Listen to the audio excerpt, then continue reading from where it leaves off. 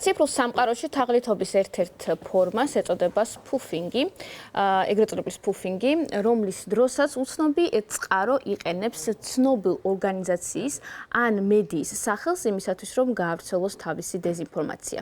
ბოლო წლების განმავლობაში განსაკუთრებით გაიზარდა მედია სპუფინგის შემთხვევები, როდესაც იყენებენ ცნობილი მედია ორგანიზაციების, როგორიც არის CNN, BBC, ლოგოები და ასევე აკეთებენ მათი ვებგვერდების ასლებს, კლონებს, იმისათვის, რომ დეზინფორმაცია იყოს უფრო მეტად დამაჯერებელი. აღსანიშნავია ის, რომ გასულ წელს არაერთხელ გამოიყენეს Euronews-ის ლოგო და Euronews-ის ფერები, იმისათვის, რომ გაევრცელებინათ ანტიუკრაინული დეზინფორმაცია.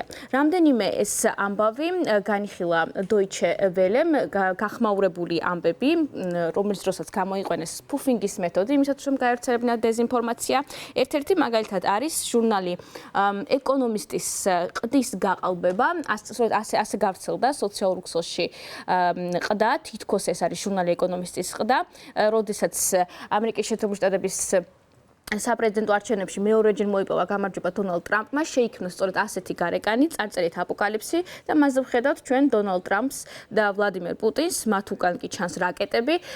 ამის ფონზე დეზინფორმატორებმა გაავრცელეს ეს ისეთი აღწერით, თითქოს დონალდ ტრამპის გაპრეზიდენტება, ეს არის მესამე მსოფლიო ომის მომასწავებელი და თუ ეს ამ ინფორმაციას გადავამოწვევთ, ვნახავთ, რომ ჟურნალ ეკონომისტის ოფიციალურ ვებგვერდზე არც ერთ მათ სოციალურ ქსელზე მსგავსი ყდა არ არსებობს და არც არქივში არსებობს. შესაბამისად, ეს არის დამახინჯებული ვერსია, რომელიც შექმნეს დეზინფორმატორებმა და არ წარმოადგენს სიმართლეს.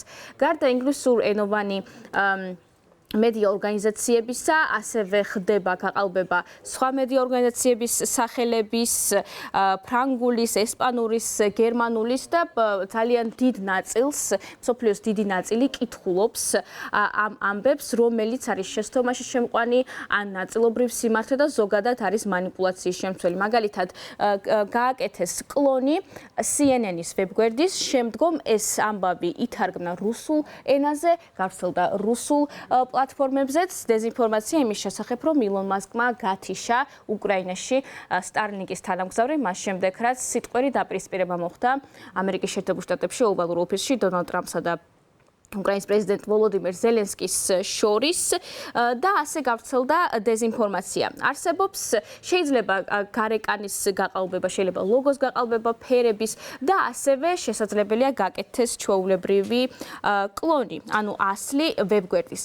NewsGuard-ის ცნობით, ორგანიზაცია NewsGuard-ის ცნობით, რომელიც დეზინფორმაციას ამონიტორინგებს, 2018 წლიდან მოყოლებული 40-მდე მედია ორგანიზაცია დაზარალდა ასეთი სპუფინგის მეთოდის გამოყენებით და უმეტესწილად ამას აკეთებს რუსეთთან დაკავშირებული ორგანიზაციები, რათა გავრცელდეს ანტიდასავლური და ანტიუკრაინული მესიჯები. არსებობს რამდენიმე მეთოდი, თუ როგორ უნდა გადავამოწმოთ, არის თუ არა ესა თუ ის გარეკანი ან ფოტო, გამოსახულება სიმართლე.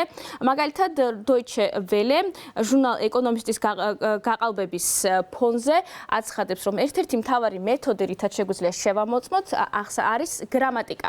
როგორც წესი, დეზინფორმატორები ძალიან ხშირად უშვებენ გრამატიკულ შეცდომებს, არის დიდი დაშორება ასოებსა და სიტყვებს შორის და ზოგადად არაპროფესიონალურად გამოიყურება. შესაბამისად, პირველი ეჭვი იქმნება, რომ ჟურნალი ეკონომისტი ასეთ გრამატიკულ შეცდომას არ დაუშვებდა და შემდგომ ნაბიჯი არის თვითონ ჟურნალ ეკონომისტის ვებგვერდის გადამოწმება, ერთ-ერთი მეთოდი და ასევე მესამე ნაბიჯი არის ძიება, ეგრეთ წოდებული reversed image, რაც გააჩნია Google-ს, თუ ჩვენ გამოვიყენებთ მაუსის მარჯვენა ხილაკს, მივუთითებს კონკრეტულად გარეკანს და შემდგომ გადაგვიყვანს ჩვენ ბმული და ვნახავთ სხვა საიტებზე, სხვა ვებგვერდებზე ხომ არ არის გამოყენებული იგივე და ხომ არ არის უკვე ეს ინფორმაცია გადამოწმებული. რაც შეეხება ბმულს, ერთ-ერთი მთავარი მეთოდი იმისა თუ შევამოწმოთ არის თუ არა კლონირებული ვებგვერდი, იქნება ეს CNN, თუ იქნება ეს შპიგელი, მაგალითად გააკეთეს კლონი შპიგელის და რომლის სახელწოდება მთავარი ბმული, რომელიც უნდა გამოჩნდეს, იყო არა შპიგელ.d,